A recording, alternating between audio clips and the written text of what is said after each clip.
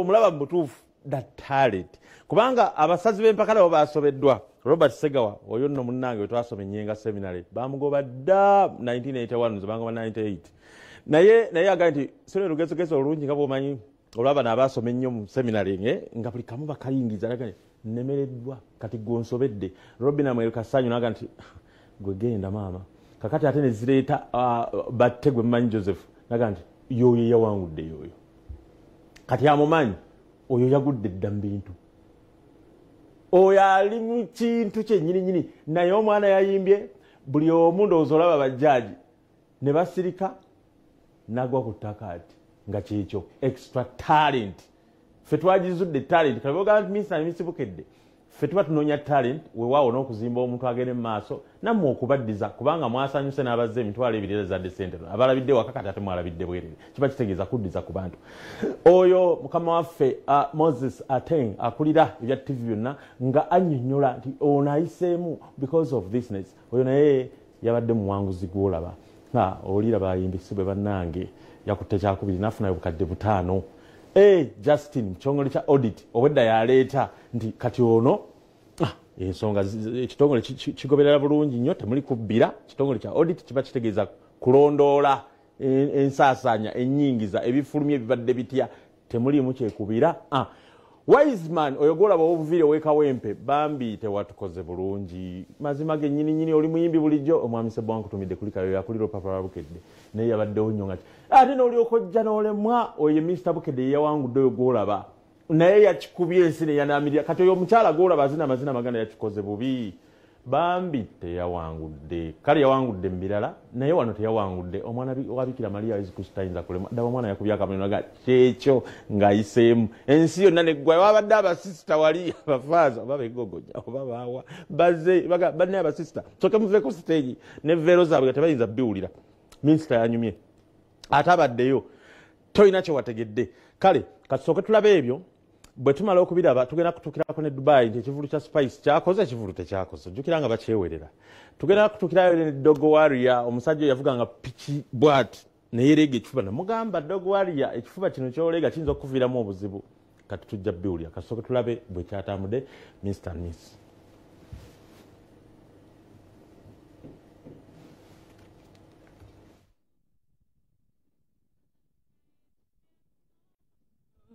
Walikolesebwa zerena kulaba kuba nalowooza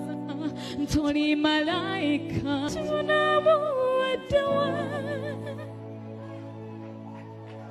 timu Mbazira Vivian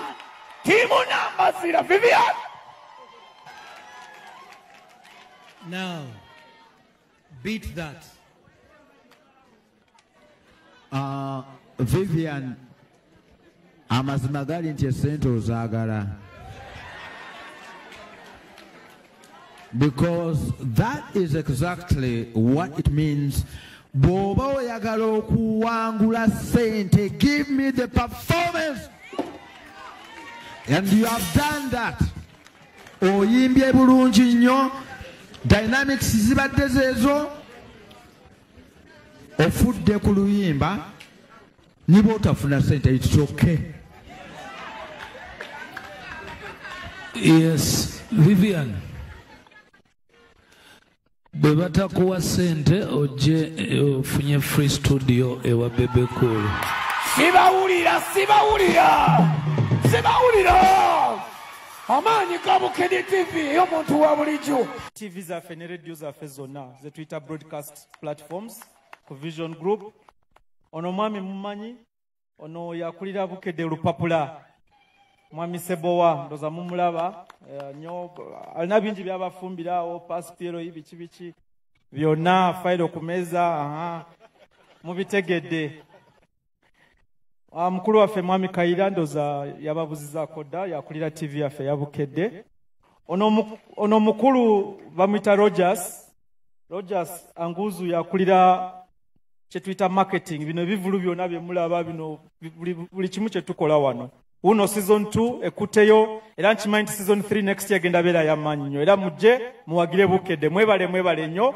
mukama abankumire. Engalo za CEO Bassebo ne bannyabo.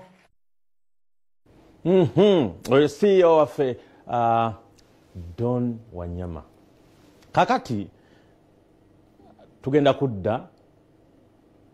awo bwabadde misana anti nange neekanza okweraba. Olwo twabadde twaniriza nga muyingira awo bakontanyi nga bajja abo bonna nga bayingira awo mu kusooka emisana olaba red carpet tetuwayiriza wano bwe tuba twogera tetulimba yabadde red carpet nga buli atuuka onyonyola ebintu byobeera luddawa Bukedde ozigirabira luddawa nze ebinyumira byebino ebyo bityo so awo twabadde tutandika kati tugenda kuleetera ate ensonga ezaleetedde bano abaana okuwangula abawangudde n'abataawangudde naye ng'olaba nti bannaye naawe olemwa olondaani olekaani nga butuufu performance zabadde nungi tugenda zikuleketera mu maaso awo katusooke tulabekko kuba tewali era n'ebirala. Happy belated birthday Jose Chameleon. Kaakati ono olunaku lw'eggulo yasanyusizza nnyo abantu nti Bobi Wine yagenze n'amukasukira waawo birthday wish ku peegi ye abanoga bannange sikirabanga kino omukulu akyalowooza ku banne nga lwaki tabalowoozaako bano bwe bazirunda era bw'osoma kapositi nga bwe katambudde kapositi ako ngenda kalaba ntya katambudde n'amugamba muganda wange oli icon mu industry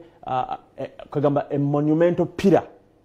monumental pillar nga bw'olaba Josephat Segya mu lugambo monumental pillar nti walutandika abantu bonna ne bajja ne balwegomba ne balukola ate mu bulungi batumiddeko baganda bange mwenna ba case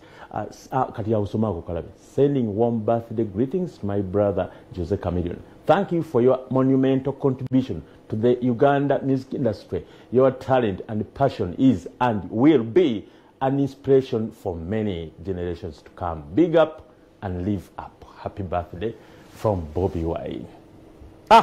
From Kamocha to Kawempe. Zombi ghetto esinga ndoza ghetto Kamochi asinza obunene kuba bannaye abantu bo mu Kifumbira mbatumiddeko n'Ekimombasa bannaye Kamocha nene it's a big ghetto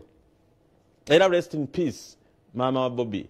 Nalunkuuma kubanga omukyalo oyo mu ghetto yakola emirimu nga musawe mulago naye yajja babondu mu ghetto era nkutumiddeko mama wa mu ghetto endala Prose Mayanja ekawempe jomazalira abaana abakamiri nga nawe mu ghetto eyo mama oyo simanyi mulimu gwe yakola so nali nkozeeko sitole wano naye mulimu gwe erabidde gwe yakola so bwe bityo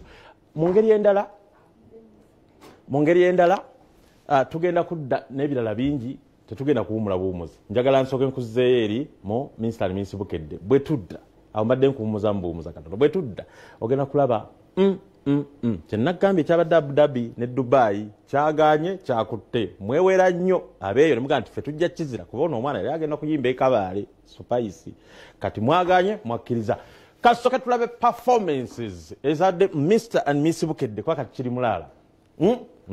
omwana ono yawangudde ddala yawangudde miliyoni 10 n'ettaka nga kyekyo bannayo omuwala oli yayimbye Vivienne Nambaziira bambi n'abayimbi bennyini abayimbe daga Arina Matovu Bebe Cool myaka 2 n'okusoba bali mu kino gati tetulina kye tugattako ne bamuwanga ebintu byalaali ebyo kamba kabye ngembuzi wezikaaba listen mama wange njagala owulire kamba kabye ngembuzi wezikaaba wezikaaba kamba kabye ngembuzi pulo kayimba ka maama ako basebo ne bannyabo basebo ne bannyabo katugatenga yose betwanirize Irene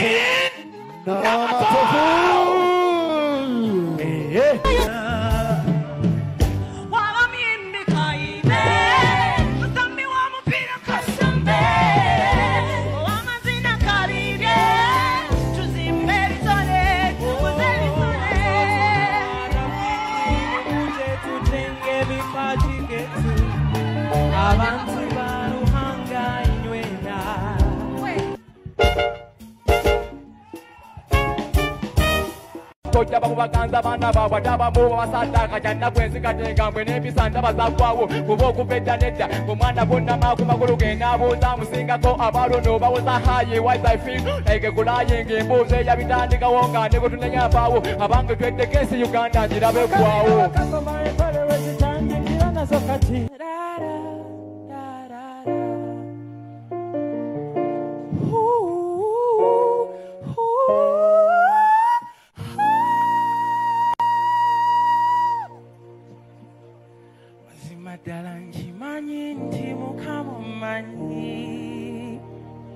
wentunula gyewanzija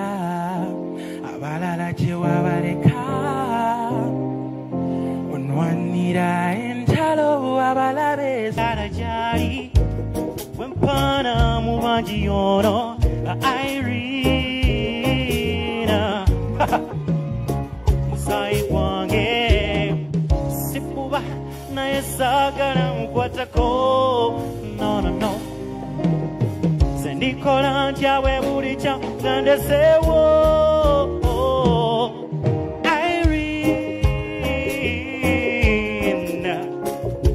Irina anyamugambako oyamala obudde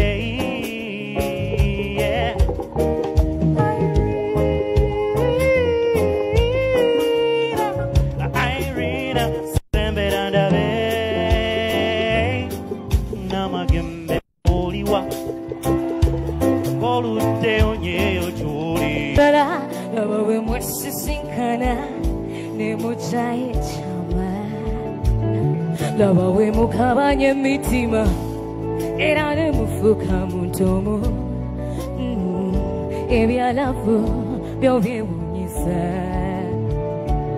jura kokera nga keresa nafunye nange omulungi nasuubiza okunkuba empeta ati nafunye ono kati nine bukumu lya lafu pesanyu nafunyona mazeko enyota ya lavu pewede kuno munyo kwenyini kilasi yenga nene ndi mukumunyo mundabenze nagasiri nagakwebera njagala mwana mwagale wakutuse nsazo kupira njagala nange bakube mu mawulire nti nokyekuze essanyu lyange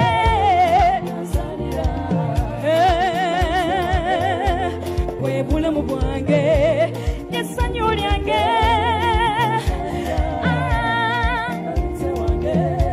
gwe bulamu bwange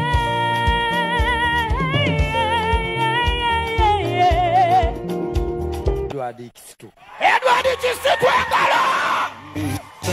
sembera maaso sembera waka abanje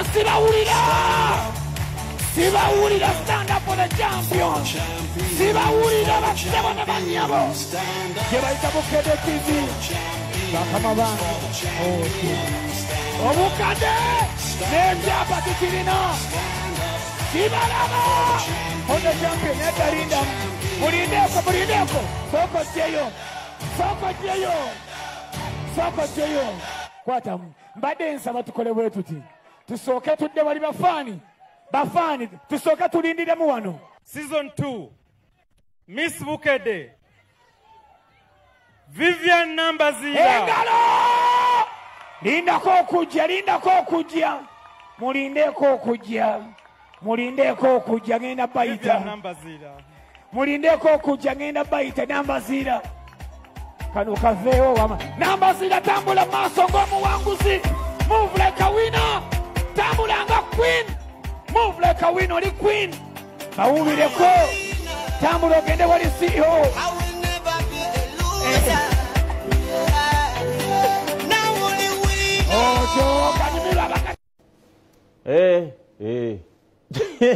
kati oyo yeyawangudde naye nga wegaye tujja kukubira Kasavu Kanyama nga betukuleetera ebyabadde Minisita ne Miss Bukedde nga betukuleetera ne ku birala kati njagala tugenda kukuleetera eddaka awo oyo Nambazira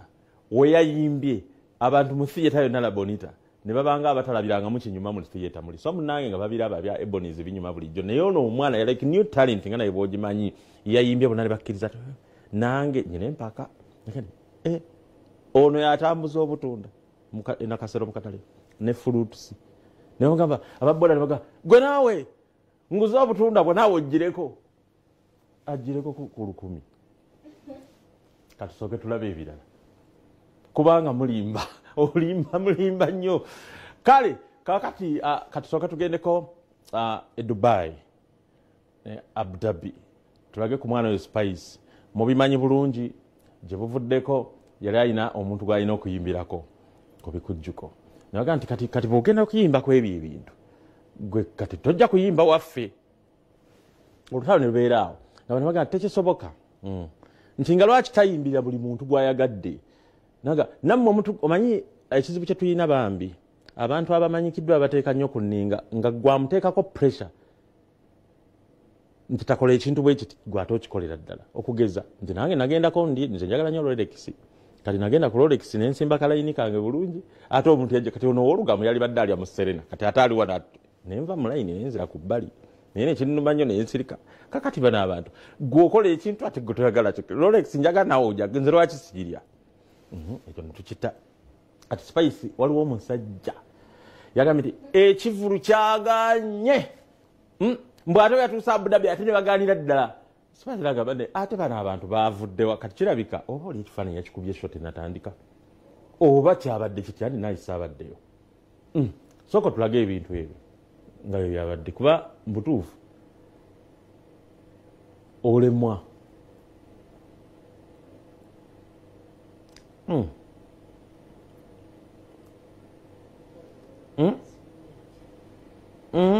kyuma kya muzungu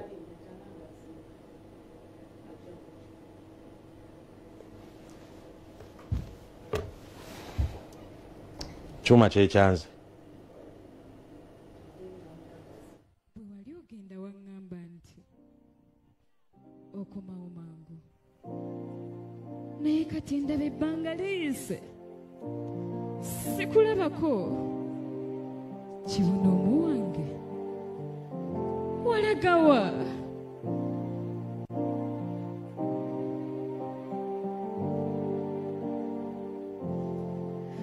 kakebegozanya vayo kagobako koyo kukunoonya werage obudde buzibye ku lwaki tokowa kuzanya werage noonyeza nembura nze nembura bwana takowa kuzanya bwe bamufumbulira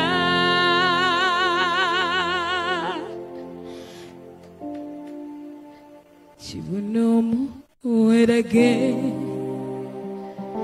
kibunomu weddewa kibunomu werage nawe kibunomu weddewa kibunomu werage kibunomu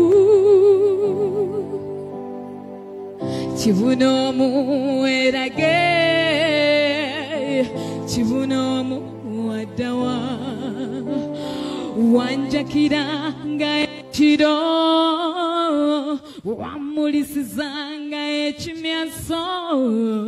walikolesebwa zere nakulaba kuba nalowooza ntoli malayika mbasi munyenye mu bbanga nga nsaba oyitewo nkulabeko nga tekudde olubege nga nkunoonya funye tangira nzija kunoonya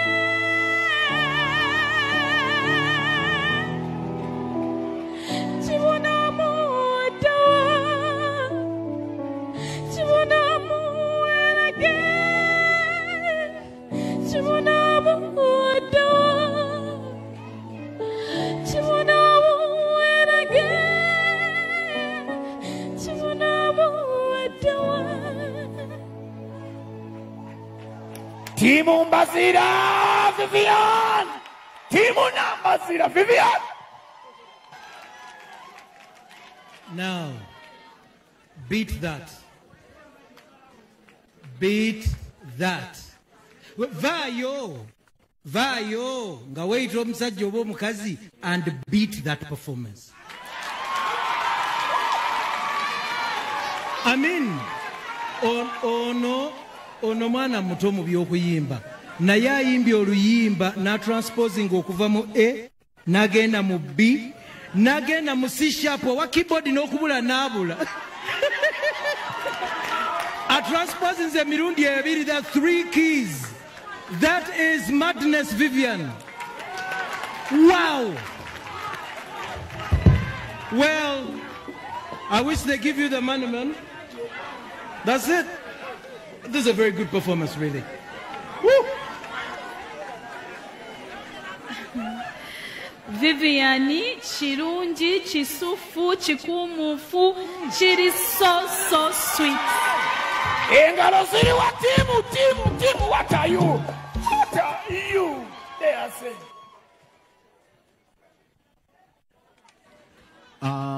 Vivian, amazima gali nti esente ozaagala. Because that is exactly what it means. Bw'oba oyagala okuwangula sente, give me the performance. And you have done that. Oyimbye bulungi nnyo, dynamics zibadde zeezo, ofudde ku luyimba, niba otafuna sente, it's okay. Yes, Vivian. Bwe batakuwa sente ojje ofunye free studio ewa Bebe Cool. Sibawulira. Amaanyi ga Bukedde TV y'omuntu wa bulijjo. Enduulu eriwa. Thank you. Bukedde TV. Mr. Bukedde. Abali ku Bukedde TV tuli ku contestant asembayo kubali omukaaga. Gwe mwana wattu yatuninze in Bukedde TV. Tuli ku contestant asembayo kubali abayiseeko omukaaga. Awonno bwe tunaamumala njaba nkuwa ekiddako amaaso gakuumire ku TV y'omuntu wa bulijjo gaggadde babuusaako abali mu masaaloni abatuninze. Obuzito bw'oli eno gye ndi njagadde omanye gwasanyusa omwoyo gwange oli kyabugagga omuntu kyatamala gazuula okujjako era Katonda y'ow'ekisanga yazze n'ayamba obudde nga bukya enjuba eba tennavaayo nonjakira olimu buli kimu gw'ejjinja erisinga omuwendo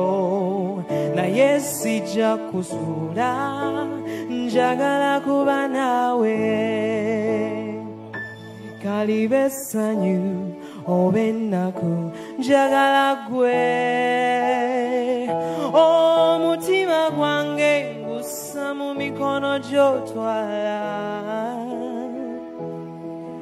ndikulinda bw'oliba oludde gy'ogenze ondiguma nga sikulaba ne sikowa onjagala gwe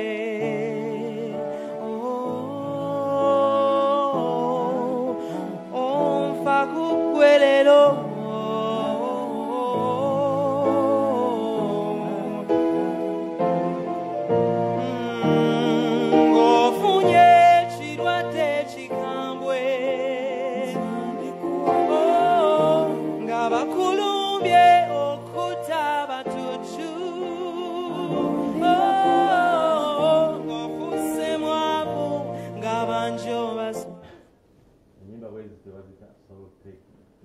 owulira muli munda oyo n'omuyita ahindisibwe muyizi dokita kusoma makerere yakutte ekifo kyakubiri n'ensikedde n'abukawo ne miliyoni 5 nga ng'esinganga bwe mmulaba zagenda okuzza mu byokusoma naye nga yali gasseko ne career ngesingamu kati asoose yoli omuwala Vivian Nambaziira yonaga yatunda obutunda oja kikubye nga bwe mulabye Bebe Cool n'amwana studio agenda akole Gagamel studio national mwatagenda naye yenenyanga yekka nga bwodda n'otunda obutunda ne fruits n'ogendako mu studio ebirala oli binyumya kale kati katulabe nga bwe nabanyonyoddeko ebya spice ebibala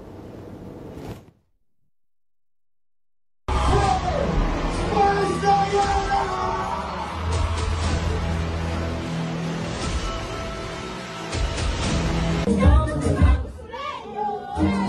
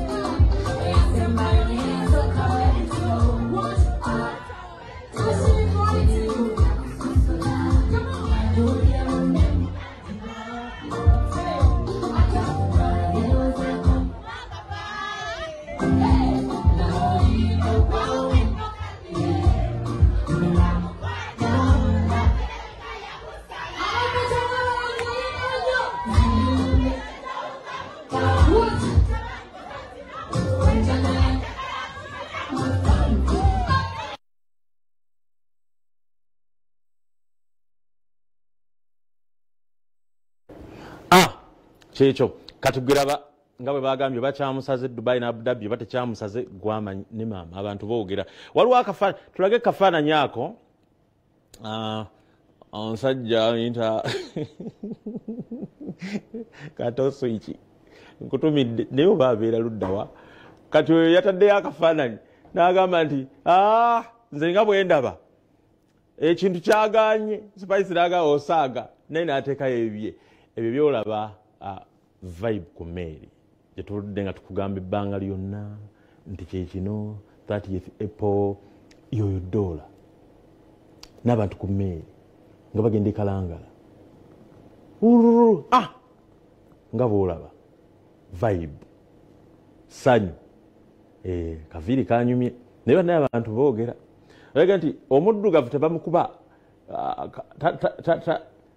nedda kankireke oyo oba mwami ani naye yanyumye alina omusajja ge yanfaana eyo emmeeri no deal awo nga basimbula enakiwogo kugenda direct mu bizinga eri esese kulya bulamu ebyo ebizinga ebifaanana New York City ebirina ebizinga nga bimeko bakyenda oba 10 kati kalanga lina ebizinga 84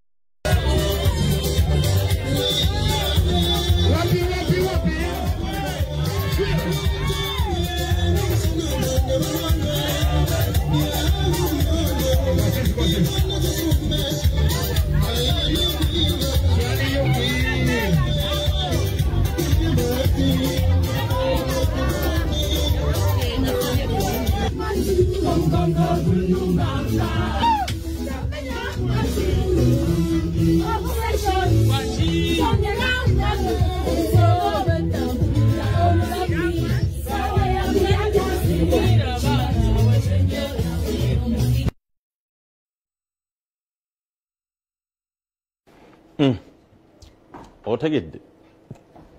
ogitegedde ojja kiwulira kati nti omwaka 2023 abantu basanyuka ne bacakala waliwo omwami nabagambako ko wano ne mbagamba nti bannange tukola emirimu gino naye bibeeramu hazards ebizibu nalako omuntu yali akola mu kyuma eyo kyali kya soda bwe yakwatayo bwati omukono ng'agira eccupa zitetenkanya zitambule Mami love ekoleddwa n'obutundutundu obw'enjawulo obunywa obubisi bwonna ne bukuuma olususu lw'omwana nga lukalu ate nga luweweevu gisange mu matundiro gonna okwetooloola eggwanga tuleetera omwana wo togenda kwejjusa okuwandiika abaana kugenda mu maaso ankuba temuli wakala ankuba muli waka kuba it's a public holiday. Today is 1st May, Labor Day, lunaku lw'abakozi, lunaku lwa muntu akeero tawaana nnyo n'afuna kitono kakati abatakola nnyo ne bafuna nnyo ekyo nkyogedde bwetyo nga sina gwe ŋŋambye naye nze bwe nkimanyi n'abamu bwe bakimanyi kati bambi bw'oba tofuna ate kola nnyo Katonda bw'atyo bwe yalaga ne Bayibuli egamba ayina ayongerwako ate atayina wano weyantabulira n'akatono ako kayina ne kamugibwako ne kongebwa oli Mukama wabula ffe tukkirize tewali kyakola kati omukulu oli gwe nasembi nga mbagamba Dog Warrior tulage ku mukulu oyo Dog Warrior musajja ddala oba Warrior tukega kintu kitegeeza omuntu nga si mwangu ng'olumba buli kimu nze siri muzungu naye ndowooza gwe oba okinyonyolola nange nategeera ekyo kati Dog Warrior ono ye musajja avuga piki buli kaseera mwamulabako mu Kampala mulabidde emyaka nga 15 avuga piki ekifuba nekyerega bwe kiti tulage ku musajja oyo bawaali oyo kati namubuuza emikono gino gy'oba owanise tegikuleetera bizibu omusajja oyo bw'olaba nga asibye akakookolo n'aŋŋamba siina buzibu noonyeza ebintu bye yabiŋŋambira ne bimbuze naye nja kubiraba yaŋŋamba nti alina by'akozesa ekifuba ne kitafuna buzibu gye yamaliranga nti bajjajja ate bajja batya kwolwo yali kumbagayo yo Kasimu we South Africa Mafukeng kati gye byakkidde abasawo bamukebedde ne bagamba Dog Warrior oyo nti omutima gwazijjako ebituli awo yabadde annyonnyola kakati bwe yawanika nnyo ennyombo emikono bw'ati omutima gubaga gusigadde mu bbanga oba omusaayi tegujjula mu atalis ne biology yantawanya wana temunenya mu atale muno pulmonar vein erinnya eryo lyali lyantama buli lwe mbirowoozaako nze nyina ebintu bannaye baanamu abakyasoma musome nnyo okubala musome nnyo biology musome nnyo ebya science ate mwe bambi babifuula comparozale mukama katonda nebaza nnyo father kasajja tusomesanga history kati oli gaba national seminary naye bannange nga nze mpulira history emirembe gijja kati nze ebya science bwe bituuka nga mpulira ddala kamunguluze olumu nakolako chemistry father tusomesa chemistry yani mwerabidde ate nzijukira linnya lyesinza kwogera naye bannaye yatusomesa chemistry n'ateekako yaleeta akantu n'akateeka ku mazzi mu laboratory nnyenga seminary esinga obulungi essomero erisinga obulungi ligenda okweza emyaka 10 omwaka ogujja kutumidde nnyo abasomerayo mwenna ne kabuuka byakateeka ku mazzi oba yali chemical nebuuka n'atugamba tuba eno bagita potassium dichromate 7 oba kirungo kyekyo nze natya nnyo ebintu bya science kanegamba kagende mu history father kasajja yasomesa Emmanuel nentereere eyo gabi nasobola kakati mbadde mbagamba biri ebya pulmonary vein kati omutima gw'omukulu oyo nti bwe yakwata nnyo waggulu bw'ati ng'ate piki ebeera edduma atambula oba obutulituli obeera mu mutima omuyita omusaayi bane bugazibwa bane byojja bitya kakati omukulu oyo bwe buzibu bwe yafunye katubalageko wano katono emboozi gye yali anyumiza kaali katono just kuba ntanoonya ebikulu bwe namugambira n'omugambira nti tolifuna obuzibu n'agaana myaka gyali giringa 5 kati abasawo bamukebere nga nti kale olaba musajja namugamba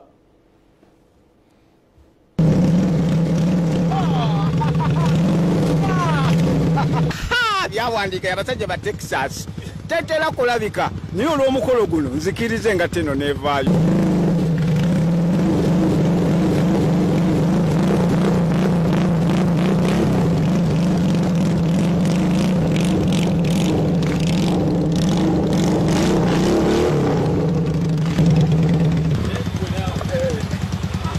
amanya nze Doni Juma okuva e Mafukenge South Africa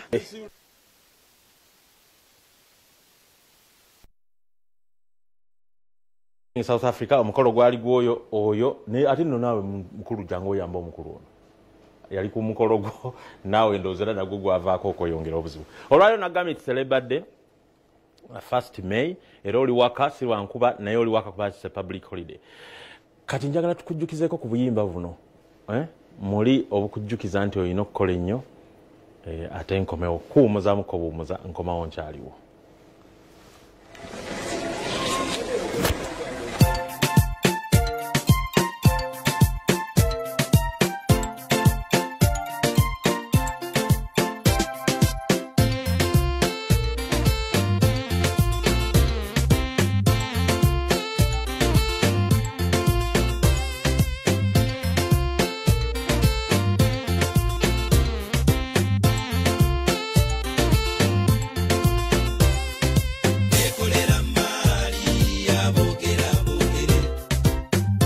Bukedde